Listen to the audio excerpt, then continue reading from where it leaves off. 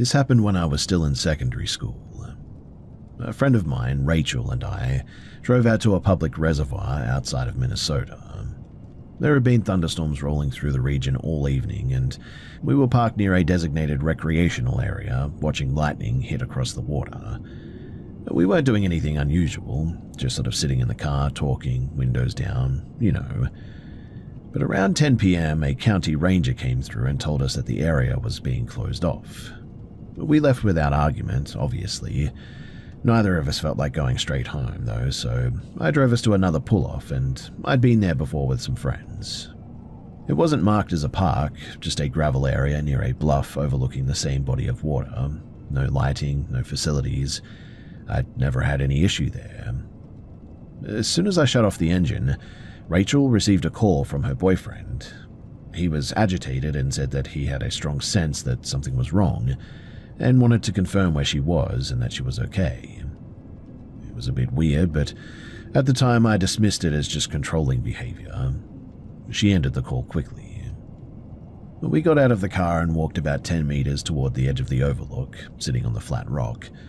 The storm was still pretty distant. There wasn't much wind. The lake below was calm enough that we could hear small waves hitting the shore.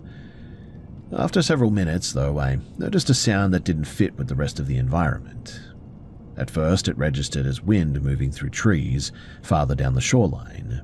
Then it became more rhythmic. We stopped talking without sort of acknowledging it directly. It was crying. Not intermittent, but continuous, and a single voice. Given the location, my first assumption was that somebody else was nearby. Maybe another group, or maybe somebody dealing with something personal. It was a pretty large area after all, and sound traveled pretty unpredictably across water and rock like this. For a short time, the explanation held. But then, the volume increased. The sound wasn't echoing randomly anymore, and it was closing distance. The cadence changed from quiet sobbing to something strained and uncontrolled, like somebody struggling to breathe between cries. There was no shouting for help, no words, just what I would describe as vocal distress. Rachel shifted closer to me without speaking. We both stayed seated longer than we probably should have, but neither of us wanted to be the first to say what we were thinking. As the sound continued to approach, additional noise layered in. Vegetation being pushed aside, uneven footfalls on rock and dirt.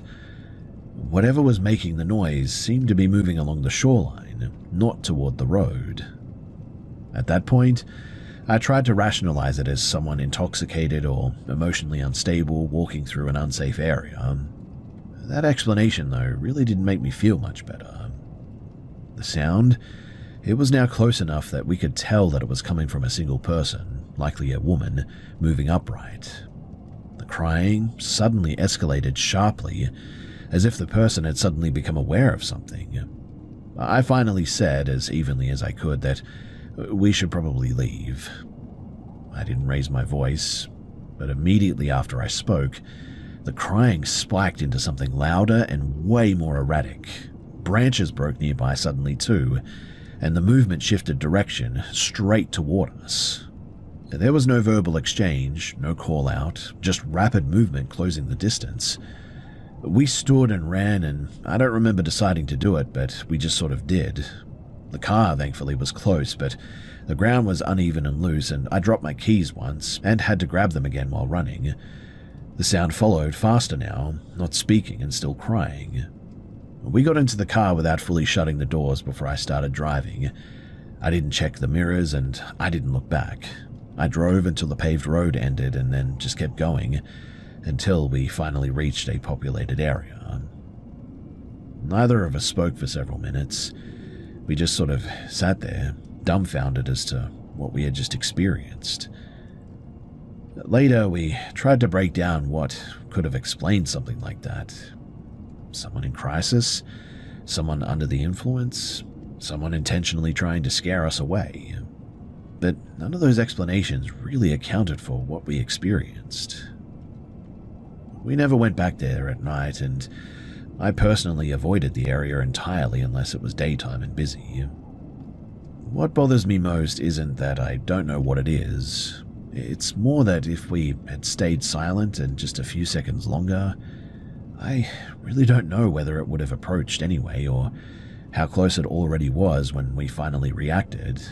And so if we had stayed any longer, would we even be here to tell this? That uncertainty, it sits in my stomach like a rock.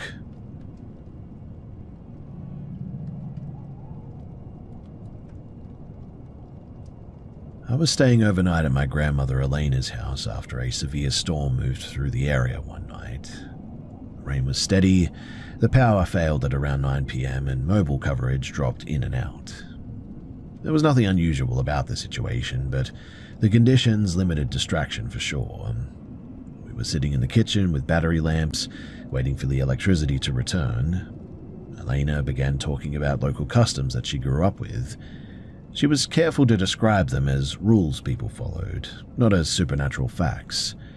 And what stood out was that each belief was paired with a behavior that discouraged exposure, isolation, or risk. One example concerned hair.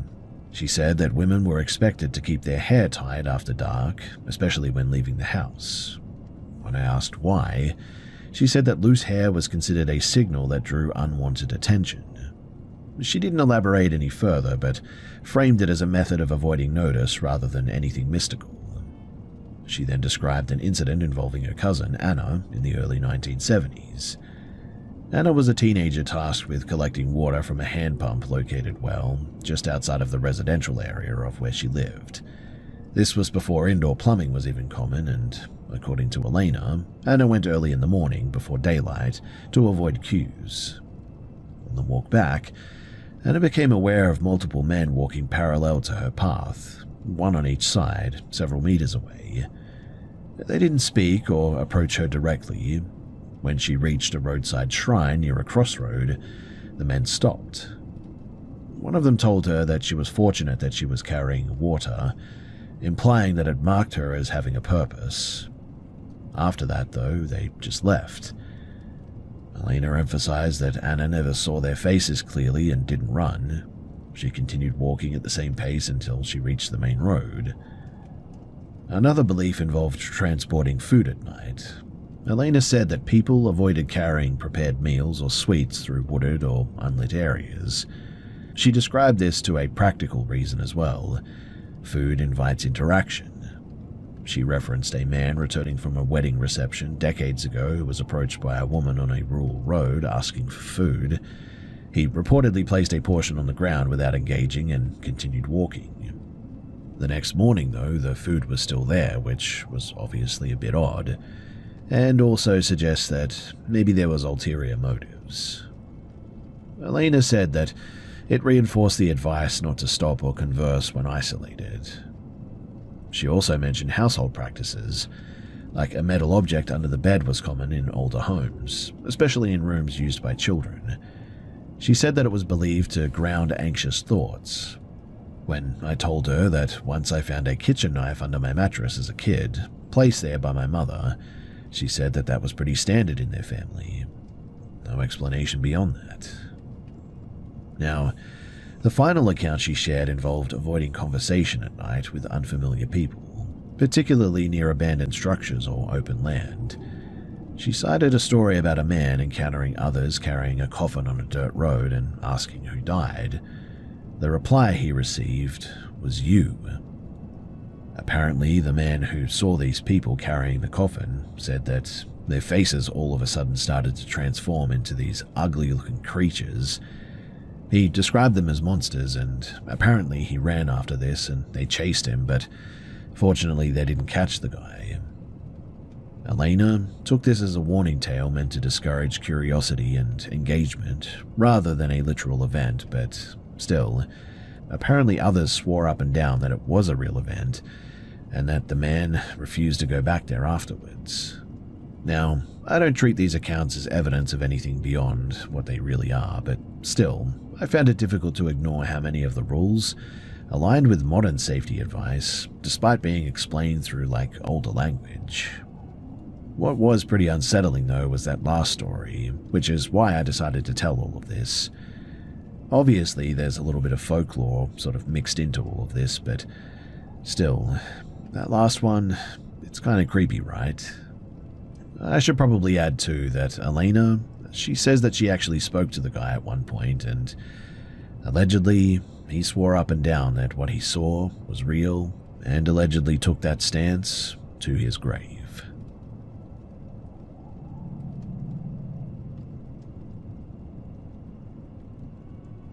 This is something that actually occurred to me, and it changed how I interpret certain events, even though I still consider myself somewhat of a skeptic.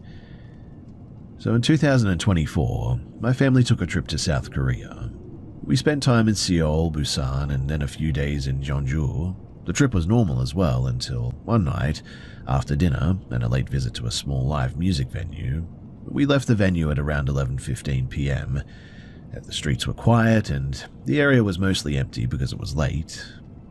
We were walking back toward our guest house along a narrow sidewalk that ran beside a canal. The path was lit by streetlights, but the light was uneven and the shadows were pretty strong. I would say about 100 meters ahead, there was another person on the sidewalk. It was a woman pulling a small suitcase, and she looked older, and her clothing appeared outdated. Plain layers, a long skirt, and a wide-brimmed hat. But what caught my attention was her posture. Her head was sort of angled straight down as if she was looking at the ground the entire time. She was walking slowly, and the suitcase made a distinct scraping sound against the concrete. My sister and I noticed her at the same time. We didn't speak about it out loud, but we both felt sort of unsettled by her.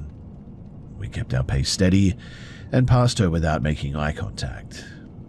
But once we were past her, the sound of the suitcase scraping against the ground continued for a moment before fading.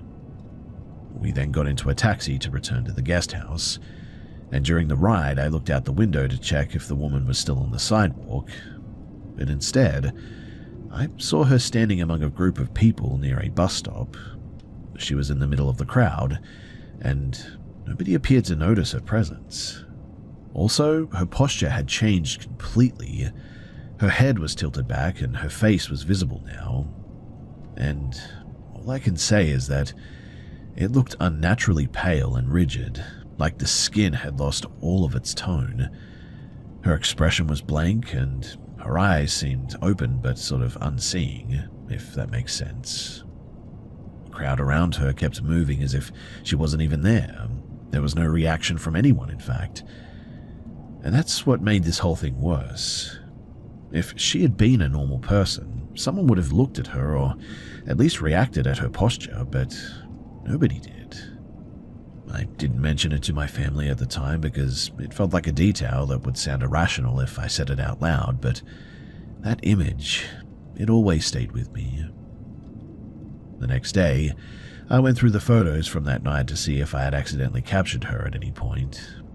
There was no sign of her in any of the pictures, unfortunately. And look, I still don't believe in ghosts in a literal sense. I think that there's an explanation for strange sightings, and I generally dismiss paranormal claims. But this incident is one of the few things that I just cannot rationally explain away. It was too specific, too consistent, and too clearly observed to be a simple misperception. Even now when I think back about it, I still feel the same discomfort that I felt that night. I don't know what it was, but I know that it was real enough to affect me, and it's something that I just cannot shake.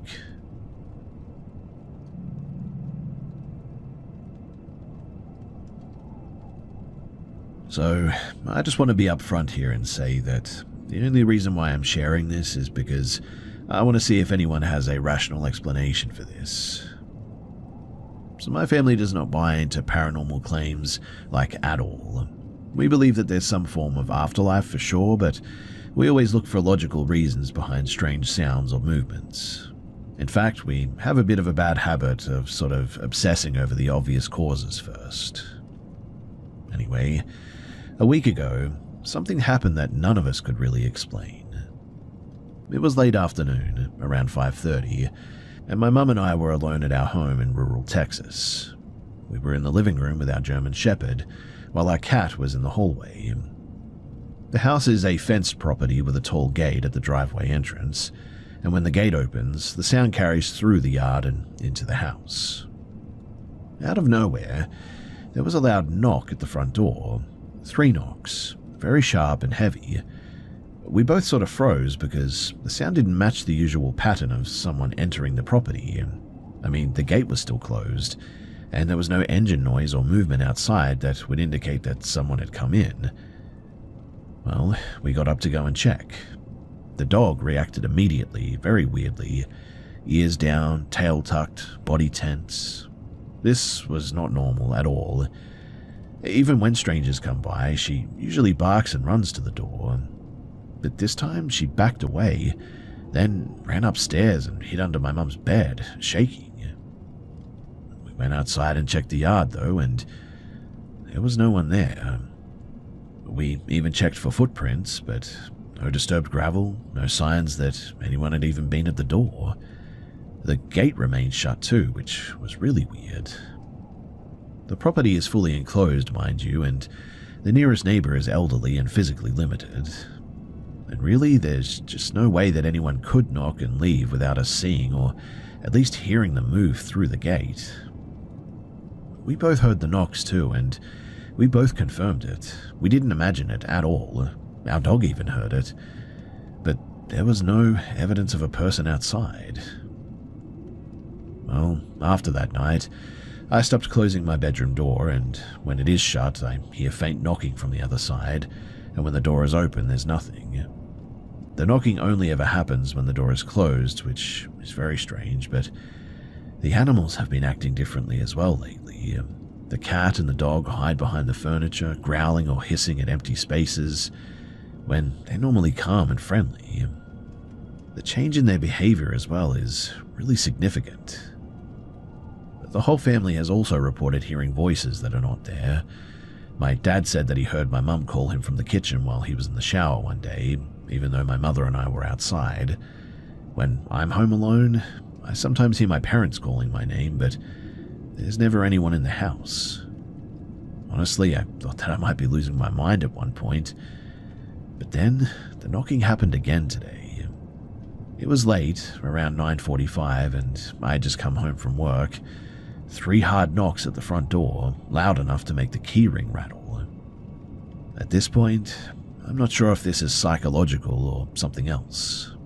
If it is a person, then what they're doing without entering the property is kind of amazing, to be honest, without leaving evidence and without any logical motive. If it's not a person, then, well, I don't know what to make of this. Like I said, I'm sharing this because, well, I need an explanation or at least some advice. So if anyone has experienced something similar or has a practical way to check what is happening, I would genuinely appreciate it. I don't want to jump to paranormal conclusions, but I also really don't know what else to do at this point.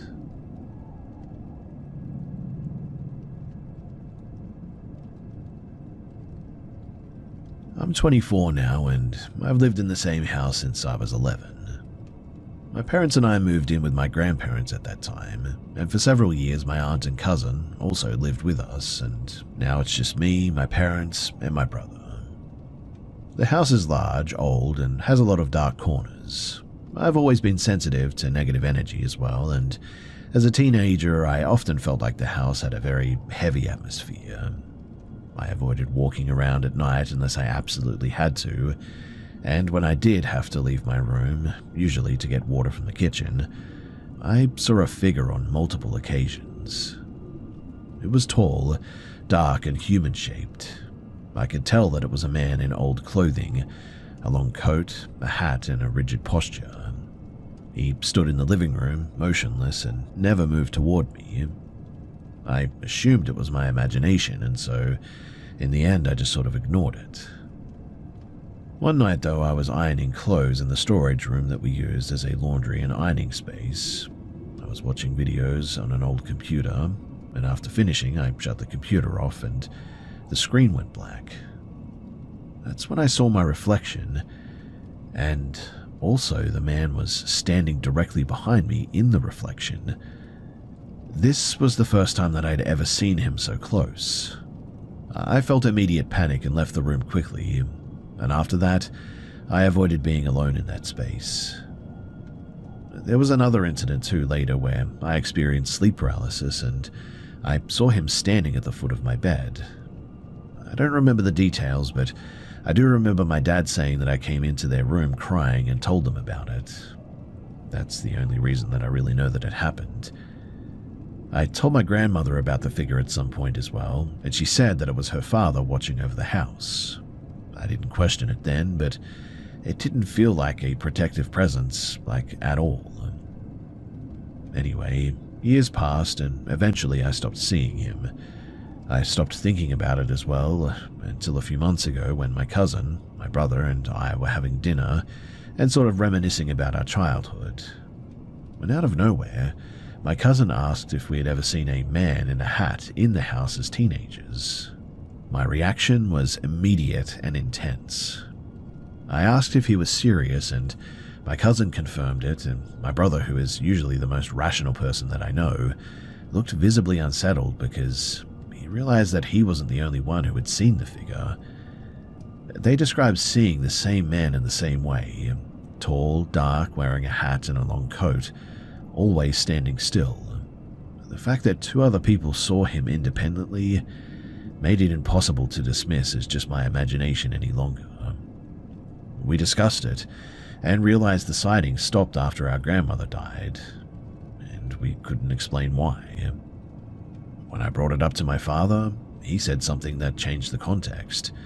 He told me that my grandmother had been involved in an occult group and performed private rituals in a small room in the house that we were never allowed to enter alone. He believes that she must have summoned something and it left once she died. Obviously, I don't know if the explanation is accurate, but it certainly does fit the timeline. The sighting started when she was active in the house and ended after she was gone. Today, the house feels pretty different. The heaviness is certainly gone, and we still experience odd events occasionally, but they're way less intense. For example, we sometimes hear or see children moving around the dining room, and they appear to be harmless, and I also feel my grandfather's presence more often. I don't feel threatened by anything, and my mother recently saw a man that she identified as my grandfather in the kitchen, and that felt reassuring, I guess. The only remaining concern is the possibility that the entity was not simply a watcher, but something that was connected to the rituals. I don't know if it's gone or just dormant, and I don't know whether the house is safe or not. I would like to know what steps to take to verify what's happening and how to protect the household, so if you have any thoughts or any suggestions, then I would love to hear them.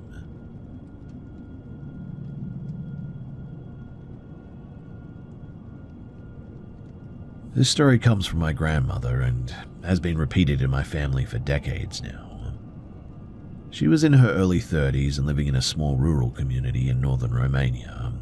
She had 2 young children at the time, and one late afternoon in late autumn of 1969, she was returning from the fields with a horse-drawn cart. The children were pretty tired, so she chose a shortcut that ran along the edge of the village cemetery. The shortcut was known locally as the Old Lane, and people generally avoided it after dark. It was already dusk when they approached the cemetery boundary. The horse was normal and calm, but it suddenly stopped and refused to move. My grandmother tried to pull the reins, and she shouted and urged the horse to move forward, but the animal didn't respond. It was also sweating heavily, and its breathing was shallow and quick, as if it was resisting something.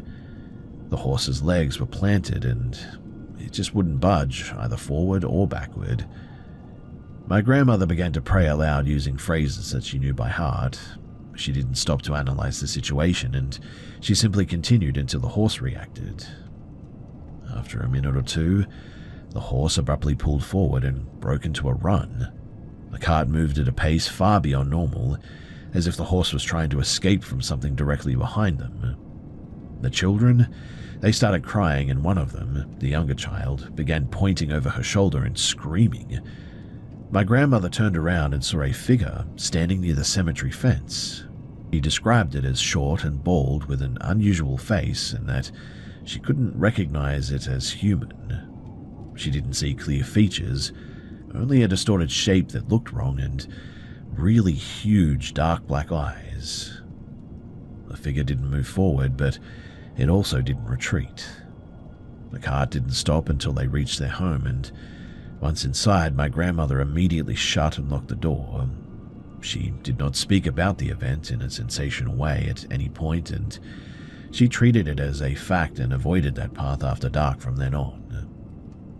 The account has remained consistent within our family, and no one has been able to provide a logical explanation for what she saw. The main elements that stand out are obviously the horse freezing in place, the sudden burst of speed, and the figure that appeared without moving or showing clear human features. I can assure you as well that the story has been passed down for years and no one has added any details or changed the timeline whatsoever, and so it remains the same today as it was told decades ago.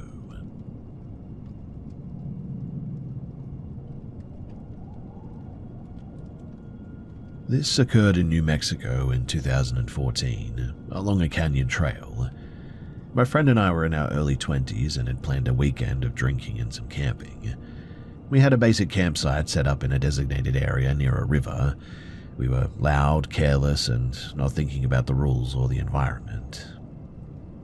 A couple of other campers, they warned us about leaving our trash or damaging trees because the area was considered sensitive by the local communities there, and we ignored the advice, and at one point, my friend started striking a small juniper with a hatchet for no reason, cutting into the bark until a chunk came off. Well, later that night after we were drunk and trying to sleep, that's when the incident began.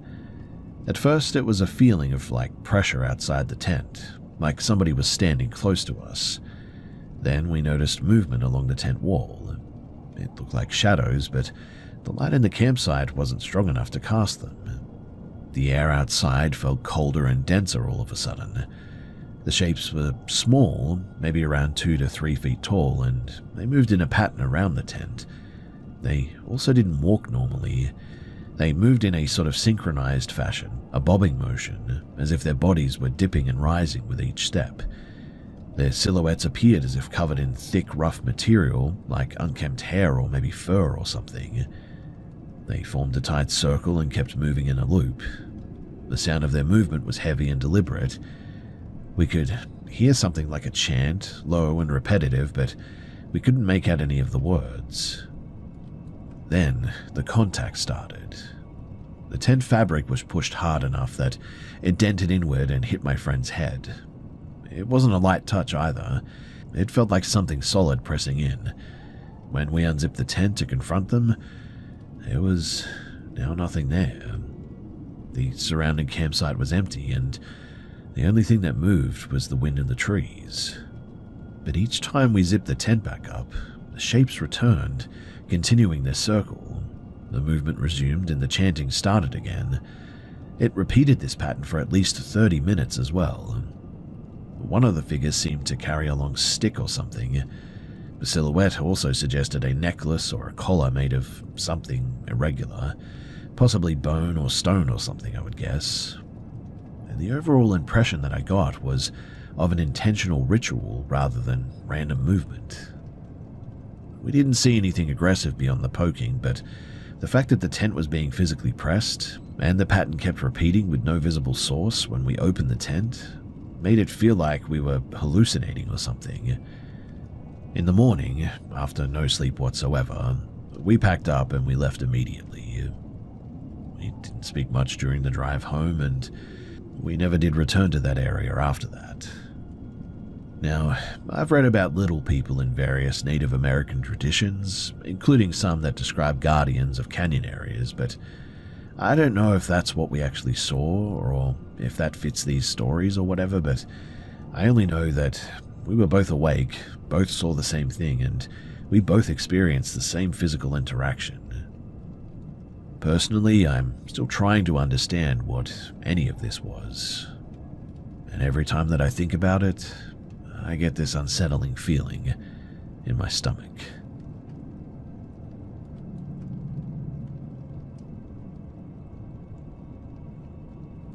I enrolled in this institute in late August of 2021, shortly after turning 19. It was a regional technical college located outside of a mid-sized town. I chose it deliberately because it was far enough from my family home to feel separate, but close enough that I could return within like half a day if something ever went wrong. The surrounding area was mostly agricultural land, dairy farms, storage sheds, and long roads without foot traffic. The campus itself was small and internally focused, with most student life contained in one residential complex and a handful of shared facilities. The residence hall that I was assigned to housed students from the creative and performance programs.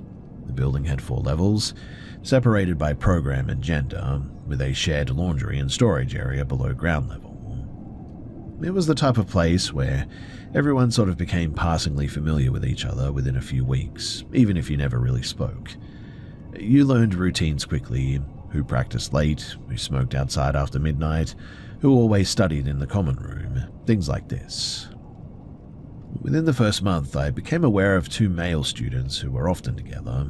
They were brothers, close in age, and both enrolled in media studies. They were not particularly noticeable at first, but what made them stand out over time was not their behavior towards me, but the way that other students spoke about one of them when he wasn't present. His name was Lucas. I heard about Lucas indirectly through classmates in my course. One evening, while working on a group assignment, someone mentioned that several students had already filed complaints about him. Later, a student that I shared a kitchen with explained that a group of women from the drama program had collectively submitted written statements to the administration.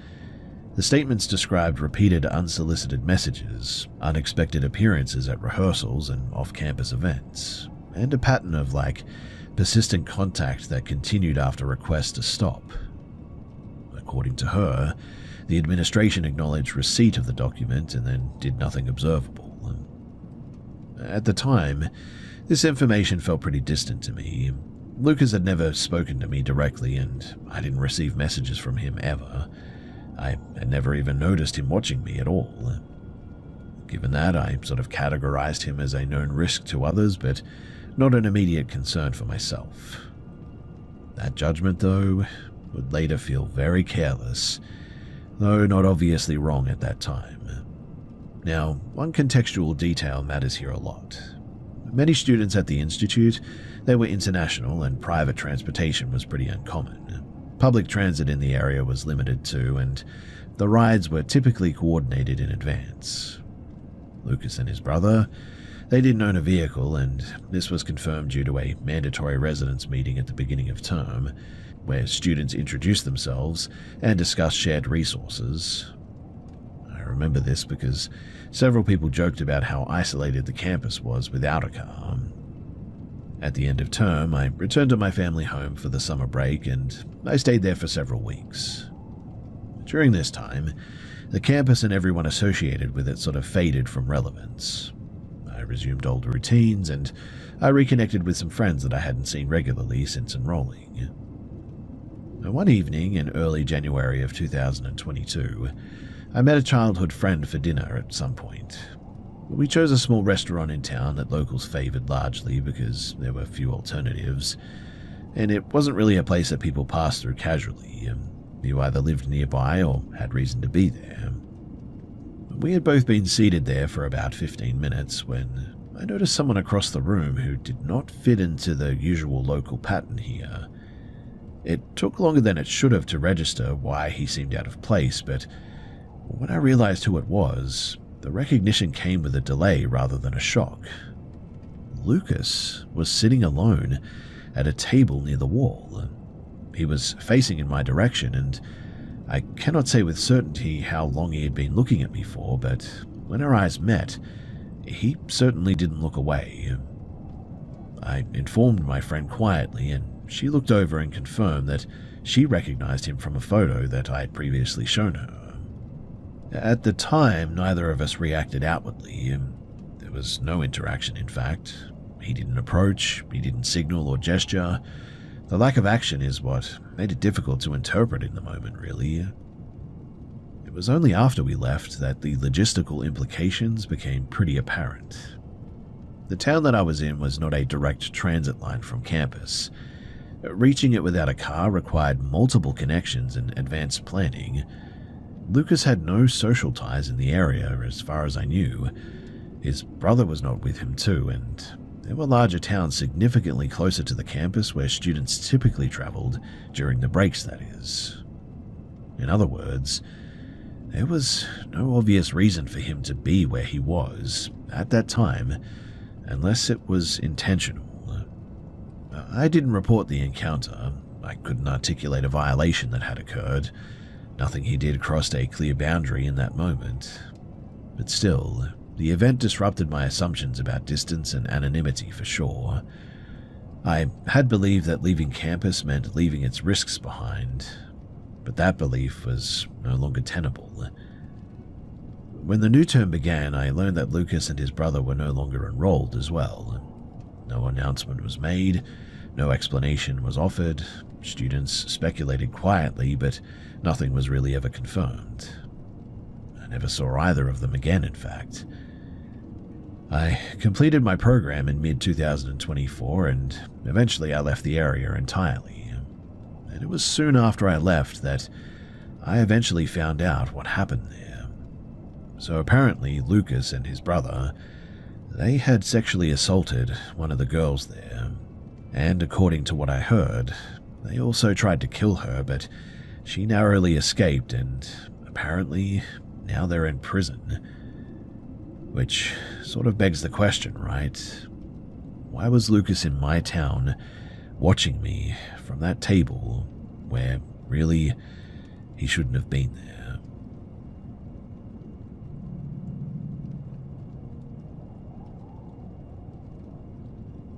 In early November of 2023, I traveled to Denver, Colorado with my partner to mark my 26th birthday. The trip was intentionally low effort. We avoided nightlife, limited alcohol, and planned to return within 48 hours. The only part of the trip that went poorly was the return itself. On the morning of our flight home, I felt pretty unwell. It wasn't severe, but it was enough to be disruptive, and after arriving at the airport, I became nauseated and had to step into a restroom before security. I took an over-the-counter motion sickness pill that I had packed, and I had used the same medication before without issue, but it reliably caused drowsiness. By the time that we reached our gate, the medication had taken effect, and I sat in one of the standard terminal chairs, upright but leaning forward with my arms wrapped around my backpack. My partner was seated slightly behind and to my right. The gate area was moderately crowded, with people moving continuously through the seating rows. I sort of drifted in and out of light sleep, and I was aware of the surrounding noises, but not actively tracking it. At one point, I registered my partner laughing under their breath, and I assumed it was related to something on their phone, or maybe a passing interaction nearby, and didn't react. When I woke more fully several minutes later, the nausea had subsided a bit, and as we waited to board, I asked what had prompted the laughter earlier. The response was delayed, which, in retrospect, should have been notable, but my partner explained that while I was asleep, a woman had stopped directly in front of me. According to them, she appeared to be in her late 60s or early 70s. She was not carrying luggage, food, or a phone. She didn't appear confused or lost. She simply stopped walking. The woman leaned forward slightly and looked at my face. She didn't touch me. She didn't speak. She didn't acknowledge my partner, despite them being clearly visible. The staring continued long enough that it drew attention from another passenger seated nearby, a woman approximately our age, who made eye contact with my partner in apparent confusion. My partner said the woman's expression didn't change. There was no sign of distress, recognition, or curiosity, just sort of sustained attention. After several seconds, she briefly glanced at my partner, returned to gaze at me, and then walked away without explanation. I asked how long the interaction lasted, and my partner estimated between 10 and 15 seconds. Certainly long enough to feel inappropriate, but not long enough to justify intervention without escalating the situation further. At the time, I dismissed it as a sort of benign oddity. Airports create unusual conditions, right? People misidentify strangers. Fatigue and age-related issues exist, and none of those explanations are implausible on their own. What bothered me later, though, was the specificity of the interaction. The woman didn't scan the area. She didn't even hesitate. She stopped directly in front of me, oriented herself deliberately, and maintained focus despite social cues that would normally interrupt such behavior. She also chose not to engage verbally, which would have immediately clarified her intent. Obviously, I never saw her again, and she didn't approach anyone else. In fact, there was no follow-up interaction. Nothing really happened after that, and our flight boarded normally. We returned home, and life continued without incident. But still, the encounter altered how I felt about public spaces for good. I had been asleep and visibly impaired and unaware of my surroundings, and the fact that someone noticed and acted on that awareness, even briefly, was pretty difficult to ignore. The other thing that I should probably mention here is that my partner said that, as they were watching this woman, they took notice of the fact that they seemed to have something in their hand. Now, they refused to speculate at first because they didn't want to freak me out or anything, but they did say eventually that what they thought that they saw was like maybe a sharp pen or something to that effect. I have since been more careful about sleeping in public spaces, not because I believe that that specific woman posed real danger, but because the situation demonstrated just how easily attention can be directed at someone who is temporarily unable to respond. That realization, it hasn't resolved into fear, but it also hasn't faded either, and it has made me much, much more cautious.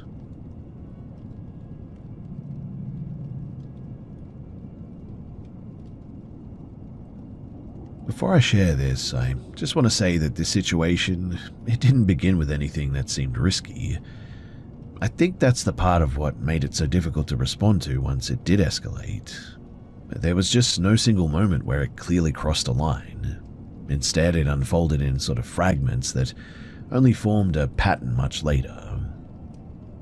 So in mid-2022, I managed a public-facing account on a social platform focused on short-written reflections. The account was intentionally impersonal, and I never showed my face, disclosed my location, or discussed my private life at all. The audience was pretty broad, and engagement was usually limited to brief comments or just some questions. I treated it as a sort of one-way channel, rather than a social space.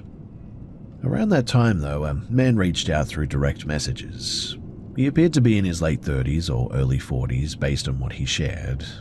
The exchange was brief and superficial, but within a few days his messages began to feel intrusive in tone and assumption. I ended the conversation clearly and without ambiguity, stating that I was not interested in further contact.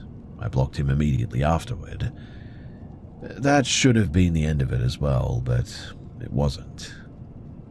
Within weeks, anonymous messages began arriving through third-party tools that allow unverified submissions. At first, the content was vague, critical but non-specific. Over time, though, the messages became hostile. Some included insults directed at me and my family. Others implied inevitability or future confrontation without stating anything explicit. Several messages were framed in sort of religious language, accusing me of deception or moral corruption. I didn't respond to any of them. Shortly after that, new accounts began appearing as well. They followed my page, viewed content, and then disappeared. The accounts had no history, no personal identifiers, and no consistent naming pattern. Some used religious terminology, and one used a variation of my own name in another language. Blocking them had no effect, though. New accounts would appear within days. During this period, I started receiving security alerts from my email and social platforms as well, indicating login attempts. Password reset requests appeared that I had not initiated, and at the same time the anonymous messages shifted in tone, referencing personal details that I had never shared publicly. Some claims were demonstrably false, such as assertions that the sender had spoken to members of my family or community leaders about me. The intent appeared to be intimidation rather than accuracy, but the behavior expanded outward from there. Friends of mine began receiving unsolicited messages from unfamiliar accounts. The messages alternated between insults and attempts to discredit me, sometimes framed as concern from a neutral observer. The writer style was consistent across accounts. The timing aligned with periods when I would block or report activity on my own page. And for several months, this remained confined to online spaces. But then it changed. In early 2023, I encountered the same man in person at a location that I attended regularly. It was not a place connected to my online activity, and the first time I assumed that it was coincidence. The second time, his attention was unmistakable. He watched me continuously without approaching. I left early and went to a nearby cafe to put some distance between us. He entered shortly afterward and sat where he could see me clearly. I noticed him holding his phone in my direction, and later that evening, images taken from that location were sent to me through an anonymous account. When I didn't respond, a short message followed expressing hostility. That was the moment when the separation between online harassment and physical presence disappeared. I contacted the local authorities that same day. They documented the incident and ensured that I would leave safely. The man, he didn't remain in the area after that. However, without definitive identification or direct threats, the scope of the intervention was pretty limited. Afterward, the activity receded, but it never did stop. There were periods of silence followed by renewed waves of anonymous messages and new accounts. The content shifted repeatedly as well. Religious condemnation, character attacks, claims of social consequences. At one point, messages referenced the city where I was born and linked to an old inactive account that I had not accessed in years. I compiled evidence and submitted it repeatedly. Platforms removed accounts but could not prevent replacements. Authorities eventually informed me that without clearer attribution, the case really couldn't proceed any further. At present, thankfully, there has been a stretch of relative quiet.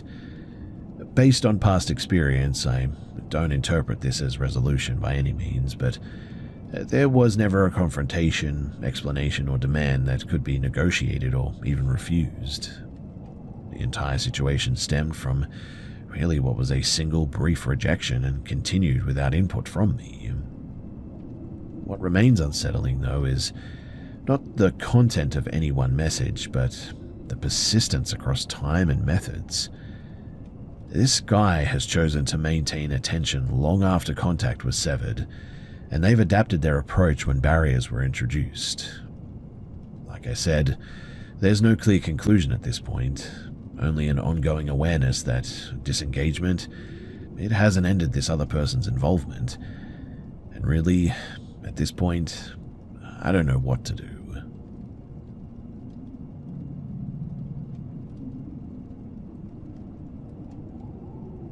This happened about a year ago in a ground-level unit on a residential complex. The building was arranged horizontally rather than vertically, if that makes sense, with a single corridor of apartments that shared exterior access. Several of the units are short-term rentals, while others are permanent residents.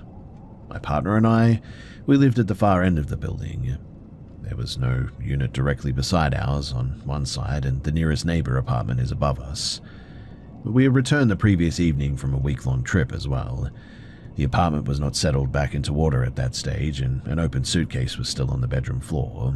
Clothing and shoes were spread across the room, and the items that we had brought back were left out on visible surfaces.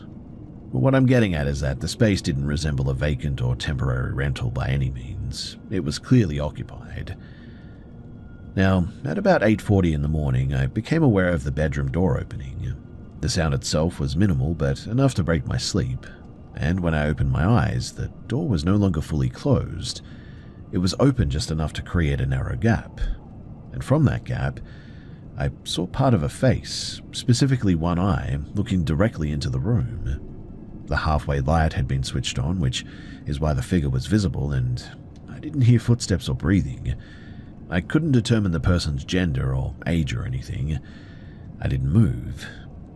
At first, I assumed I was misinterpreting what I was seeing due to fatigue. The night before had been exhausting, and I had slept very poorly.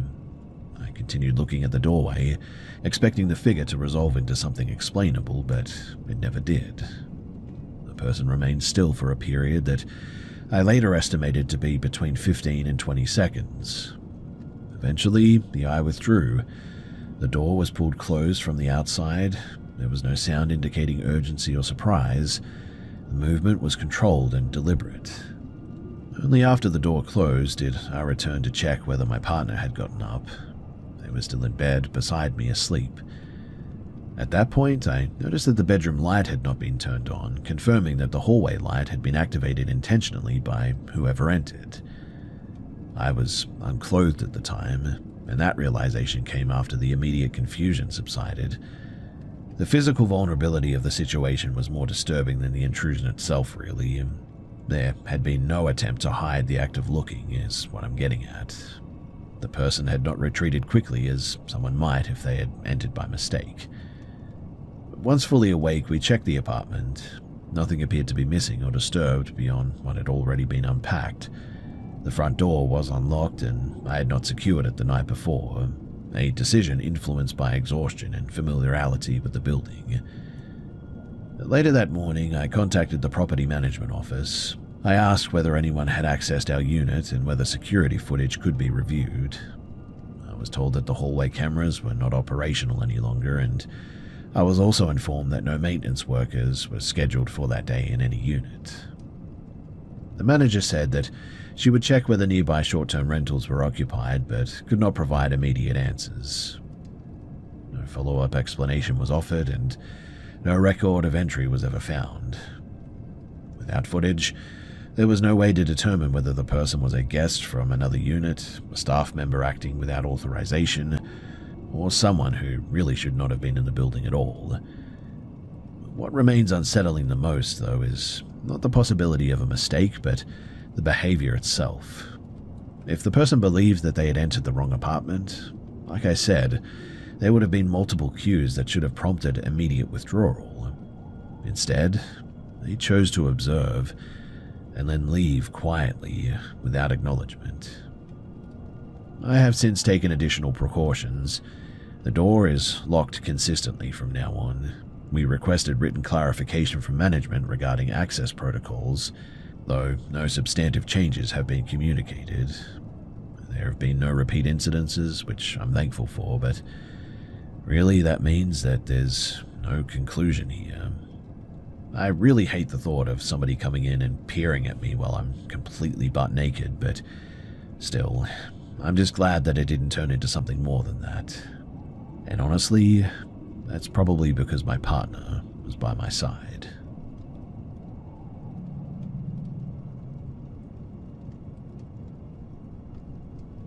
I was 11 years old when this happened, and my parents had already been separated for several years at this stage, and my sibling and I, we were staying at my father's rental unit as a part of our scheduled custody arrangement. The apartment was in a complex on the outskirts of Bakersfield, California, an area with a bit of a reputation for frequent police activity at the time and high tenant turnover as well. The unit itself, it was pretty small and minimally furnished. There were 2 bedrooms, each with an attached bathroom, and also a living area that opened onto a narrow patio through a sliding glass door. The apartment was on the ground floor, with direct access to a shared outdoor space bordered by trees and overgrowth. When we stayed there, my younger brother and I shared one bedroom. Now, sometime after midnight, we were woken by repeated impacts against the front door. The force was enough to carry through the apartment, and my father got out of bed immediately and moved toward the entryway. He didn't open the door. Instead, he checked the peephole and then spoke through the closed door. The man outside was asking for someone who didn't live there. According to what my father said later, the name that he used belonged to a former tenant. My father told him plainly that he had the wrong address and that children were inside. The response was more shouting and continued pounding. At that point, my brother and I were fully awake. My father came into our room and instructed us to follow him without explanation. He moved us into his bedroom and then into the connected bathroom. He locked both doors, and I remember him taking a golf club from the closet before closing himself into the bedroom side of the space. From the bathroom, we could still hear the noise. The man had moved from the front door to the back of the apartment now, which meant that he had successfully broken open the door. The sound shifted from solid impacts against wood to sharper blows against glass now. My father called the cops and the apartment management at the same time. My brother was crying uncontrollably, and I was quiet, not because I was calm, but because I was trying to understand what was going on. We heard the glass door break. The sound was unmistakable. There were no footsteps inside the apartment afterward, which was really confusing to me at the time. We remained in the bathroom until the police arrived, and when the officers entered, they announced themselves repeatedly before my father unlocked the doors. It was close to 3 in the morning by then, and my mother had already been contacted and arrived shortly afterward to take us home. The man who had broken in was gone. The living room floor and the patio were streaked with blood everywhere, though.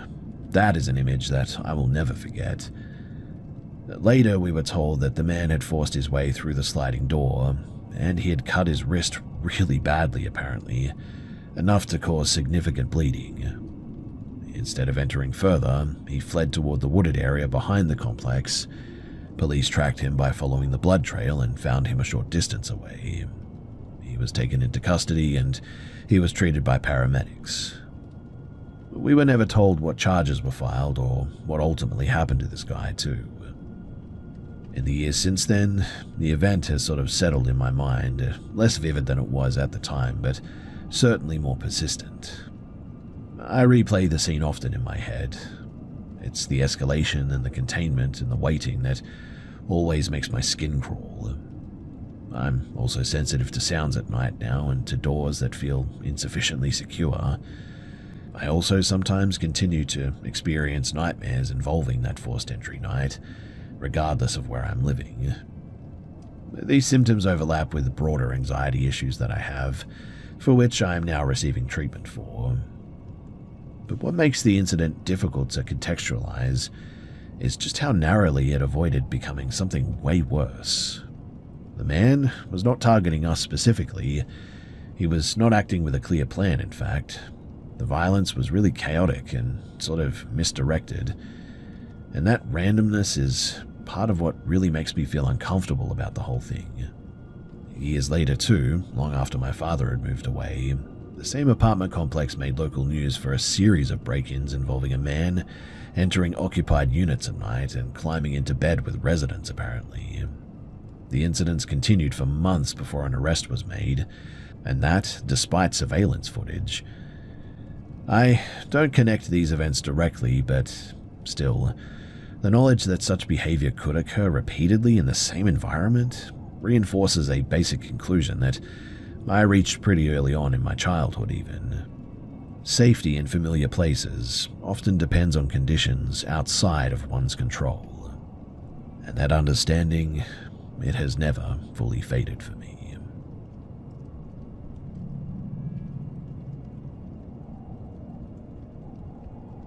The decision that set this into motion was practical, not impulsive. Severe weather had slowed everything down for days, and I needed to make sure that my car was usable before an interview scheduled for the next morning. I treated it as a task to complete, and certainly not an outing. A multi-day snowstorm had left most residential streets partially cleared and parking lots unevenly plowed. I spent several hours clearing snow and ice from around my car, started it, and let it idle when I finished getting ready. Once it was running reliably, I decided to take care of an errand that I would otherwise have to do the next day. The store that I drove to was roughly 20 miles away. a large pharmacy just off a state highway. The trip took about 40 minutes due to road conditions. When I arrived, I noticed an older woman standing near the entrance, positioned just outside of the automatic doors. She wasn't holding bags or a phone. She was facing outward, not toward the store interior. As I approached on foot, she watched me without speaking. I didn't stop, and I entered and completed my purchases and exited less than 10 minutes later. When I came back outside, she was no longer at the entrance, and I assumed that she must have gone inside or maybe left. I unlocked my car, sat down and closed the door, and almost immediately there was a knock on the driver's side window. The woman was standing close enough that I had to lean back to see her face clearly. The timing suggested too that she had been waiting nearby rather than passing through. I lowered the window completely, which I would not do again in a similar situation. She asked where the nearest grocery store was. I pointed behind her to a small market in the same plaza. She shook her head and said that she meant the other one. I named another store across the road, and again she said no. When I mentioned a larger supermarket chain in the area, she confirmed that that was the one that she meant, and asked if I could take her there. She said that she had been trying to call her daughter without success, and that the store that she named was not nearby. It would have required getting back on the highway and driving several more miles. I asked how she had arrived at the pharmacy, and she said that she had walked. I asked from where, and she named a residential area that would have required a long walk in freezing conditions, across roads without sidewalks too. The explanation really didn't seem to add up with the weather, her age, or her apparent physical condition. So I suggested calling a rideshare or maybe a taxi. She rejected both options, saying that they were unreliable and slow. She repeated that the store was just down the road and asked again for a ride.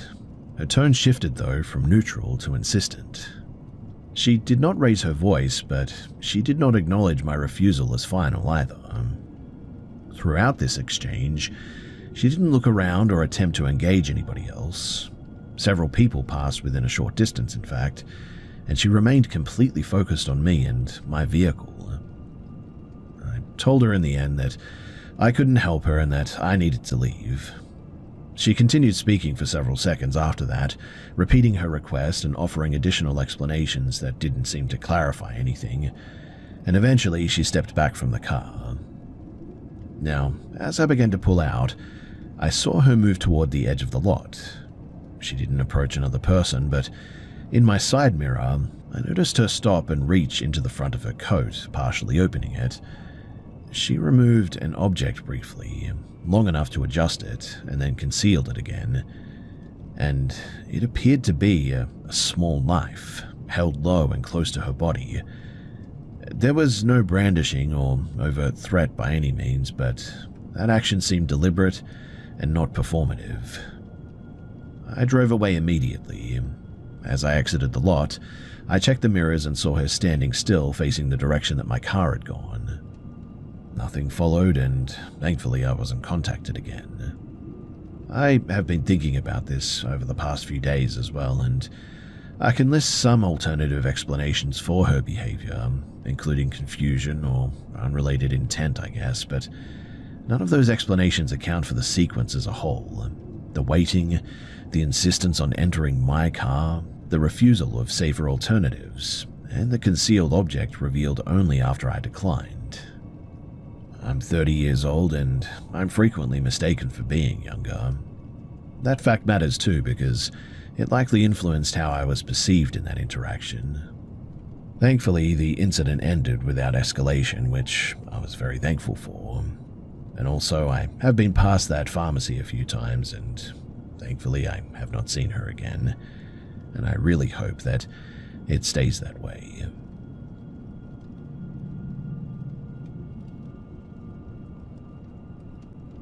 By my third year of university, I had developed a routine that left little room for novelty.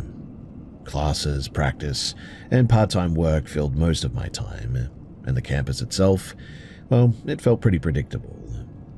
That familiarity is what made the incident stand out later too, I guess. It occurred in a place that I thought that I understood. This took place in October of 2010 while I was enrolled at a public college in eastern Kentucky. The campus itself sits on uneven terrain with older academic buildings clustered at the higher elevations. I grew up less than 2 hours away and visited home regularly, so the school never really felt remote or isolating. A student organization had arranged an after-hours historical walk through one of the oldest buildings on the campus at some point. The event was marked as an investigation, but in practice, it was a supervised nighttime walkthrough emphasizing the building's age and history. Several of us from the athletics program, we decided to attend together. For accountability, participants were told to move in pairs. Now, the building that we entered was a former administrative hall near the top of the campus. It had thick interior doors, narrow stairwells, and minimal exterior light. To create a controlled environment, interior lights were turned off and most doors were closed. The intention was to reduce background noise and distraction, not to create fear, but the result certainly was an unfamiliar layout in near total darkness. My partner and I, we stayed close behind the rest of the group as we moved toward the upper floor. We were careful to remain physically connected because visibility was pretty limited, and at some point during the transition between the stairwells and the hallways, the distance between us and the others really increased. What I mean is that there was no clear moment where the separation really occurred, only the realization that we could no longer hear the rest of the group. We stopped though when we heard voices further down the hall, assuming that we had taken a wrong turn. Rather than calling out, we decided to retrace our steps quietly to avoid disrupting the event. At the end of the corridor was a heavy wooden door with a narrow glass panel. It was already partially open, and as we approached, the door moved abruptly. It swung shut with enough force to echo down the hallway and continued to vibrate in its frame. The sound was sharp and really unexpected. I mean, who would do that? Given the building's age, the lack of interior lighting, and the absence of visible airflow, the movement felt weirdly unaccounted for in that moment. Of course, unless somebody, slammed it, which would be really weird. We sort of froze at this moment. I didn't interpret the event as intentional or directed, but the timing was difficult to ignore. After 7 seconds, the movement stopped. I tested the handle and the door opened without any resistance. We passed through and found the rest of our group nearby. No one else reported hearing the door, which was really weird. They had assumed that we were still behind them. The discrepancy added to the confusion, obviously, but the group continued without further incident. Later that night, though, while walking downhill toward another part of campus, I lost my footing at some stage. There was no obstacle that I could immediately identify, no visible branch or uneven pavement or anything, but the ground was sloped and poorly lit, so I'm pretty sure that that was it. In any case, I sort of fell forward and felt immediate pain in my right ankle. I had injured the same ankle years earlier, and the sensation was familiar to me. I could no longer put weight on it. One teammate assisted me while the others walked ahead to get some help, and I was eventually taken back to my residence hall. Medical imaging the next day confirmed that I had a fracture consistent with re-injury rather than a new trauma. Now, in the years since then, I have reconsidered the sequence of events with more distance, and the building's door was old and heavy, likely affected by pressure differences caused by multiple doors opening and closing elsewhere. The fall, well, that occurred on uneven terrain in low visibility after several hours of physical activity, so yeah, that's not really that weird. But the part that still really gets me is how hard that door was slammed, and also the fact that really nobody else was there. It was just me and my partner. And so, who slammed the door, and how did they slam it so hard that it literally was vibrating within the frame? I still cannot understand that or even come up with an explanation. In fact, we went back there at some point when really nobody else was around, and we slammed the door as hard as we could, trying to emulate what had happened that night. And no matter how hard we slammed that door, we could not get it to do what it had done that night. Whoever or whatever had slammed that door must have done so with so much force that I don't know how that is even humanly possible.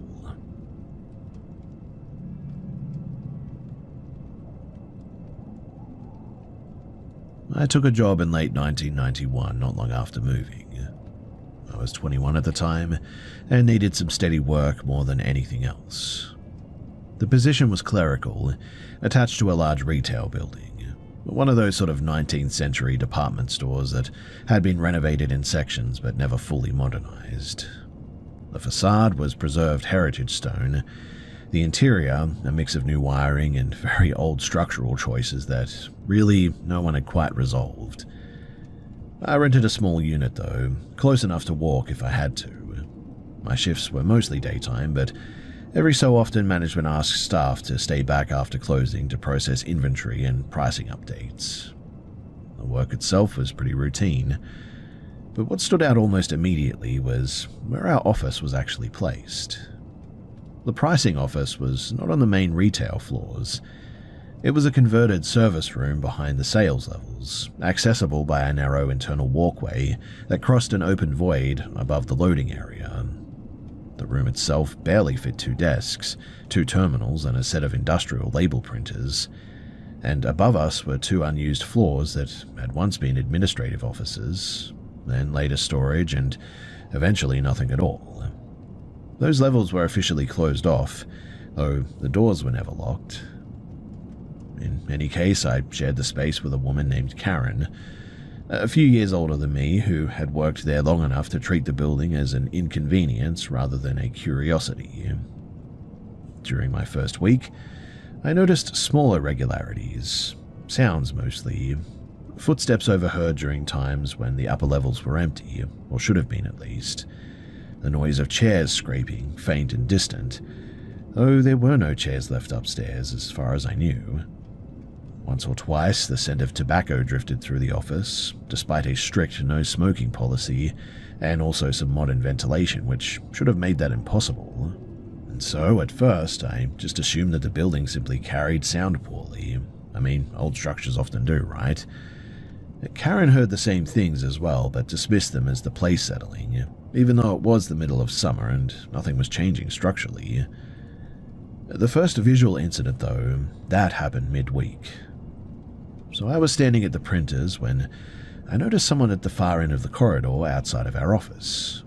The person appeared to be male, wearing dark work clothes, standing still.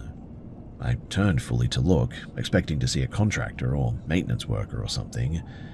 But when I did, the corridor was now empty. There was nowhere, though, for someone to step into unnoticed. The hallway terminated at a locked fire door. I checked anyway, but there was no one there. Similar sightings followed over the next few weeks, too, always peripheral and always brief. I stopped reacting to them outwardly, but began keeping mental track of when and where they occurred.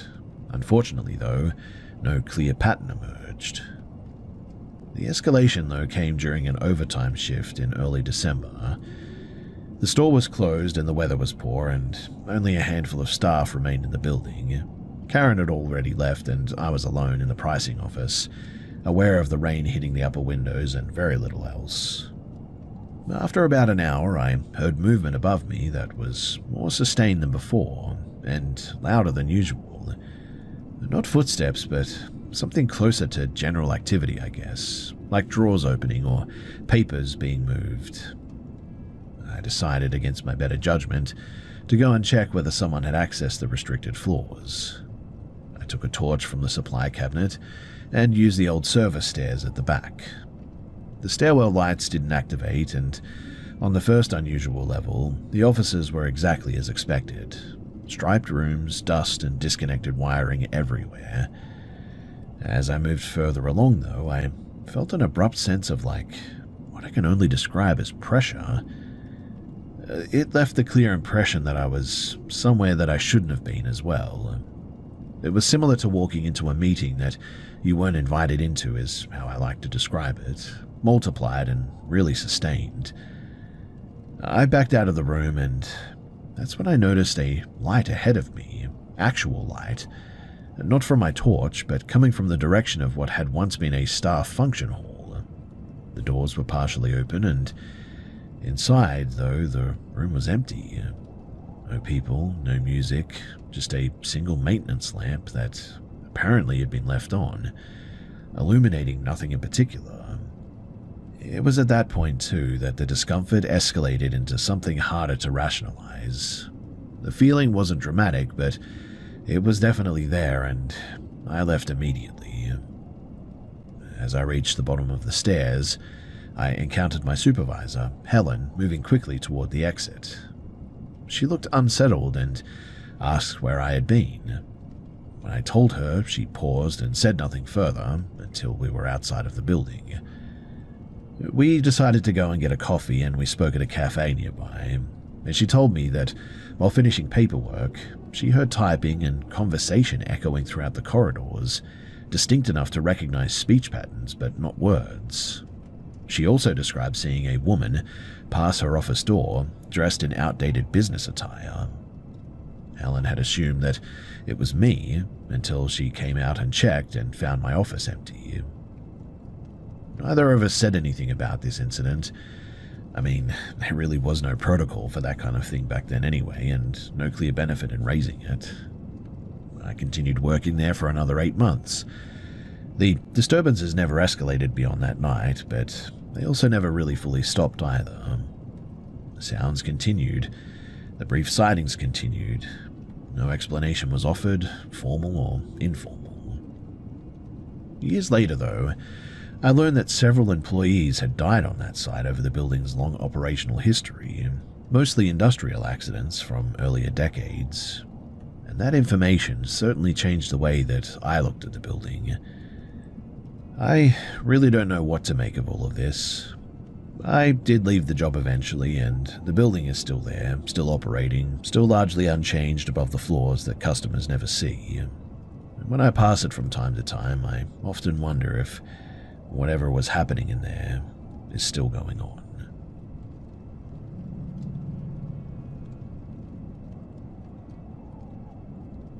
I didn't grow up thinking that there was anything unusual about my mother. For most of my childhood and early adulthood, she was simply the parent who noticed details early and spoke bluntly about outcomes that other people preferred to avoid. It's only in hindsight, after a series of specific incidents, that her behaviors began to register as something that I could not easily categorize. This account refers to events spanning roughly from 2014 to 2023, primarily in the outskirts of Leeds, England, where my family lived, after emigrating from the Midlands. My mother, Mary Ann, worked intermittently in clerical and care roles. She was not religious in a conventional sense, and she didn't affiliate with any organized belief system. She described herself as practical, though her habits suggested something more rigid than intuition and also a little bit less flexible than superstition, I guess you could say. She had a pattern of making statements about future events in a sort of factual tone, without emphasis. These were never framed as predictions. They just were sort of delivered the way that one might state the weather forecast. Minimal detail, no emotional loading, no follow-up, just that. Over time, though, a number of those statements coincided with real outcomes. When my father died unexpectedly from an undiagnosed aneurysm in 2016, I recalled a comment that she had made weeks earlier about needing to sort paperwork sooner than planned. When pressed later, she denied that it meant anything specific. There were other instances too. She anticipated her own legal trouble related to an employment dispute months before it occurred, instructing us to keep documents organized. She also gave oddly precise guidance to my siblings about relocations and job losses that later materialized, though never in a way that could be easily documented or challenged. Physically, there was nothing remarkable about her. She appeared younger than her age, I guess, but that runs in the families. One detail that did stand out, though, was the absence of any clear fingerprints. This became apparent during a passport renewal in 2018, when the scanner repeatedly failed. She explained casually that she had worked with industrial solvents in her 20s and that the skin just never really fully recovered. This explanation was plausible and not verifiable either way, but what unsettled me more than any individual incident was her consistency. She didn't hedge, revise, or dramatize anything, and when she was wrong, which must have happened, she didn't acknowledge it, and no one around her seemed to notice. Although, thinking back on it, I really cannot recall a moment when she was wrong. Anyway, the shift occurred after I moved back into her house, temporarily in early 2022, following a relationship breakdown. Living in close proximity again made patterns harder to ignore. She maintained rigid routines and reacted poorly when they were disrupted. She kept handwritten notes about neighbors, schedules, utility outages, and local emergency sirens. When asked why, she said that it was awful to know what normal looks like. Around this time, I experienced two incidents, though, that I cannot fully contextualize. So the first occurred late one night while I was staying over at my sister's house in Bradford, helping care for her newborn. I woke abruptly and told my sister, without prompting, that she should call one of her friends. I didn't give a reason, and I just went back to sleep, apparently. The following morning, we learned that the friend's father had apparently died overnight. The timing aligned, and the information didn't. I dismissed it as coincidence and stress. The second incident, though, was harder to disregard. In October of the same year, I was outside my flat after midnight, on the phone, when I experienced a sudden sort of physiological response, elevated heart rate, auditory narrowing, heightened attention, and mind you, there was no visible stimulus. There was no argument, no noise, no approaching threat, and I ended the call and just went inside. The next afternoon, emergency services were at the end of the street. A neighbor had been found deceased in his home. The cause was later reported as natural, but I did not feel that I had known anything, but what troubled me was the alignment of bodily responses that I had and obviously what had happened. In fact, I later found out that the timing matched perfectly. Well, I raised these incidents with my mother several days later, and she listened intently without interruption. When I finished, she told me not to talk about it further, especially not out loud. She didn't explain why. She didn't express concern, and she simply advised restraint, as if discussing it might introduce variables that she preferred to control. Since then, I've noticed that she withholds information selectively. She redirects conversations when they approach certain topics, she discourages documentation, and she insists that attention itself can distort outcomes. There's no evidence that she possesses any sort of abnormal ability, but there's also no clean explanation for the accumulation of correlations that she's had over all this time. Nothing conclusive has happened since then. I feel completely normal, and I guess that, more than anything else, this is what keeps the situation in my head. I really don't know what to make of any of this, and so if you guys have any idea as to what I should do or how I should approach this, I would appreciate it. Thanks.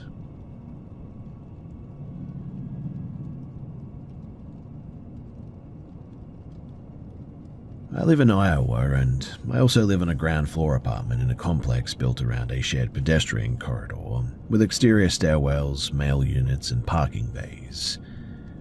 The layout matters because sightlines are pretty predictable here. Nothing about the environment is confusing or obstructed. Now, the temperature that night, it was below freezing with steady rain. That combination is uncommon locally and tends to shut things down here. Roads were empty, foot traffic was effectively zero, and I was inside my unit, not tired and not intoxicated or anything, and not even distracted. I'd been awake for several hours and was mentally alert. Because snow had been mentioned in the forecast, I checked outside intermittently. This involves standing a few feet back from the window and pulling the blind aside briefly. I did this multiple times too without any incident. At about 1 in the morning, during one of those checks, I observed movement near the mail area, roughly 20 meters from my window. A person was moving quickly up the short staircase leading to the boxes. The movement was normal enough at first, someone hurrying out of the rain. When my attention shifted fully to that area, the person stopped abruptly on the stairs and rotated their head toward my window. The movement was immediate and precise, not gradual. There was no searching motion. It was a direct alignment. I registered a brief visual detail during that motion. Hair, copper or orange in color, of medium length. That's the only physical feature that I could state with confidence, but after that my visual processing failed in a way that I've never experienced before or since then. I could not resolve a face, clothing, posture, or even a clear outline. The figure remained present in my field of view, that much I'm sure of, occupying space on the stairs, but without any definable features. Mind you, this is not darkness related. The area was illuminated, and surrounding objects, the steps, handrails, wet concrete, mailbox cluster, they were all clearly visible and sharply defined. The figure didn't move during this interval, and I didn't feel frozen or anything, but I also didn't attempt to move. The duration was pretty short. I would say maybe 5 to 10 seconds. There was no sense of panic. The dominant sensation really was just sort of discomfort, mainly because of what I was seeing and because, well, I just couldn't make sense of it. I eventually broke eye contact by stepping away from the window, and I went into the kitchen and I told somebody else in the apartment that I had seen something outside that didn't sit right. I didn't describe the figure in detail because, at that point, well, really I couldn't. I didn't look back outside that night, and over the following hours I mentally reviewed the scene repeatedly. The distance was reasonable, the angle was direct, the lighting conditions should have allowed for identification. The behavior itself raised questions. There was no apparent reason for someone to be running toward the mailboxes in freezing rain after midnight, nor for them to stop mid-motion and look directly at a residential window without hesitation. There's no additional detail that I've delayed mentioning because of its uncertainty or anything here too.